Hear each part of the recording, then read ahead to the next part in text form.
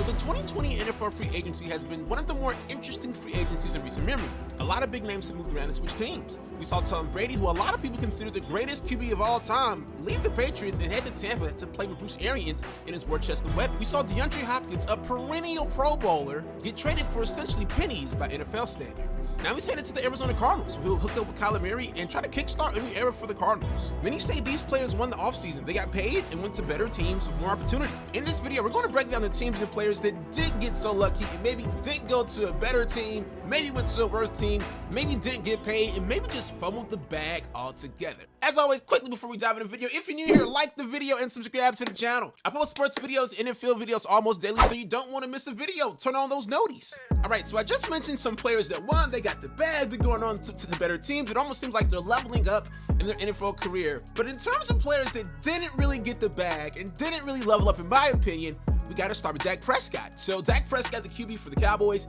he had a monster rookie year, second year and third year, okay, got a playoff win in his third year, fourth year, statistically lit it up. People thought he was going to be getting paid this offseason, but that wasn't the case. Dak Prescott has now seen every other young, emerging, rising player on his team get paid other than him. We saw Jalen Smith get the bag, La'el Collins, Ezekiel Elliott. This offseason, Amari Cooper. Now, a lot of people say Dak is playing hardball, that's why he's not getting paid. I don't know. Some people say Dak should just eat that franchise tag. Eat that franchise tag for a year or two and force them to pay you. Here's the thing. We all know the NFL, it stands for not for long. Everyone's one injury, one big hit, one freak play away from just losing all of their earning potential. So Dak, I think you should get that money.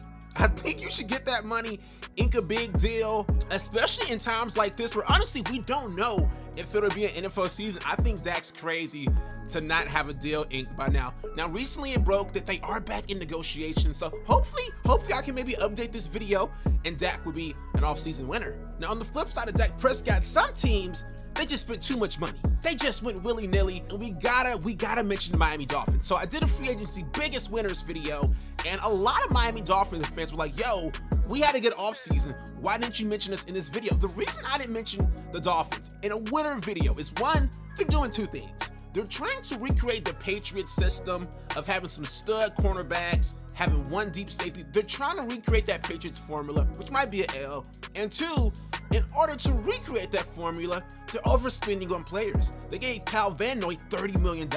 They made Byron Jones the highest paid DB in the league. I don't think if you did a league survey to players or fans or even owners, I don't think everybody would agree that Byron Jones is the best DB in the league. Though he is graded very, very well, in my opinion, he doesn't get picks. And when you pay guys hundreds of $millions, I think you're paying for those splash plays, you know? Like regardless of a player's plays, if he's not making those splash plays in a game, just my personal opinion, I don't think he's worth the bang for the buck. DeMarcus Lawrence was one of the best graded DNs in the league this year, but in terms of splash plays, they just weren't there. He didn't get the big sack, the clutch sack. And Byron Jones, he doesn't get the clutch pick. So I don't think that was a good pickup.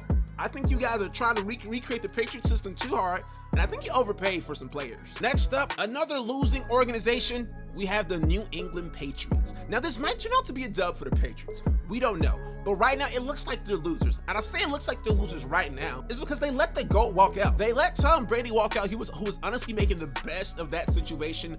I know they could probably get Cam Newton and maybe put some talent around him, but to be frank, the Patriots roster is terrible.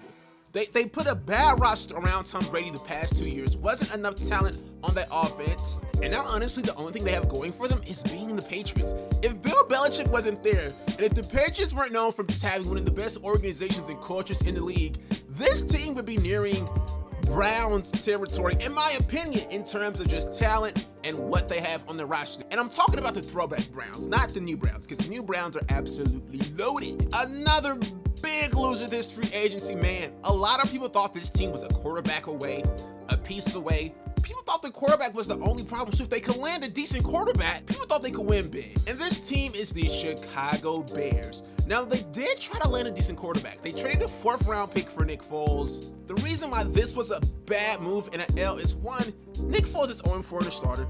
Nick Foles already has a pretty hefty contract that they have to pay now. 3, they gave him a 4th round pick when they could have just signed Cam Newton. They could just flat out sign a Cam Newton and probably been a very competitive team next year, but Nick Foles, for a 4th round pick and the contract he comes with, it's honestly terrible front office management. They also signed Jimmy Graham, who schematically is just a terrible fit. He doesn't block. They paid him a decent bit of money. Again, to me, just front office blunders is killing the Bears. Killing the Bears. Another loser this free agency, and it's not because he did anything wrong. He's just in a bad situation. Some say a bad team, bad organization, is Deshaun Watson.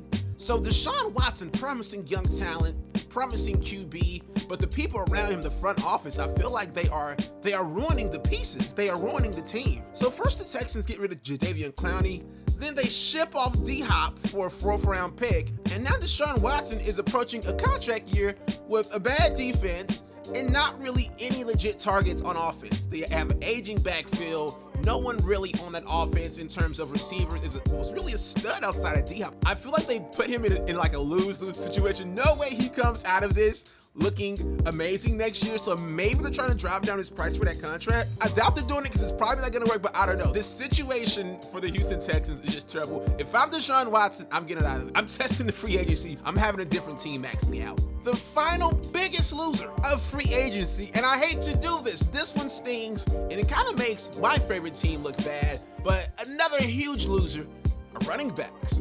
Running backs got paid 2 years ago, you know? Freaking Todd Gurley got paid 2 years ago for what? I don't know, 60 mil?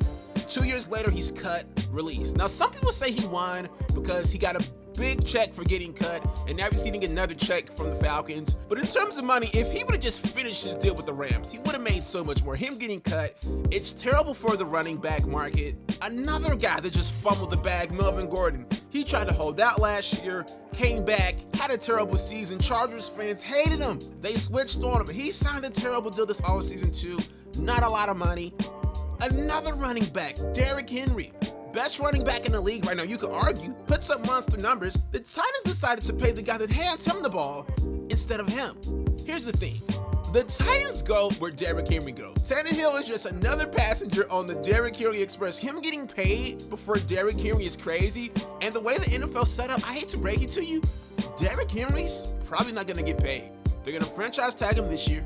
They're going to franchise tag him next year. And then whatever he has left in the tank, some random shitter of a team is probably going to overpay for him. That's just how the NFL goes. He's not going to get paid. So there you have it, man. Those are my biggest losers right now. Biggest losers, biggest L's. Teams that just flat out, in my opinion, lost free agency. Now, the Dolphins did improve, Dolphins fans. Don't get me wrong. Don't be mad at me. But I feel like you guys could have spent that money a little bit better. That's all I'm saying. That's all I'm saying. You spent a lot of money trying to recreate a scheme on some expensive, mediocre players. In my opinion, just my opinion. Now, quickly, if you guys think I got any of these wrongs, please, man, sound off in the comments. This is a community channel. I want to know what you guys think. I want your input. I want your thoughts and opinions. So, hey, let me know what you think of this free agency, the biggest losers in the comments. I know it's the end of the video, but the Cowboys are also a big loser too. They lost some big players, some key players. They lost Robert Quinn, who was probably the best pass rusher on the team last year. They lost Byron Jones, best DB on the team last year. They lost Jeff Heath, super solid safety on the team last year. In my opinion, they're a loser too. That defense, I don't know, man. I like the Cowboys, but that defense has one too many holes for me. But hey, get in the comments, get active, let me know what you think. I'll see you guys in the next one. Take it easy. Peace.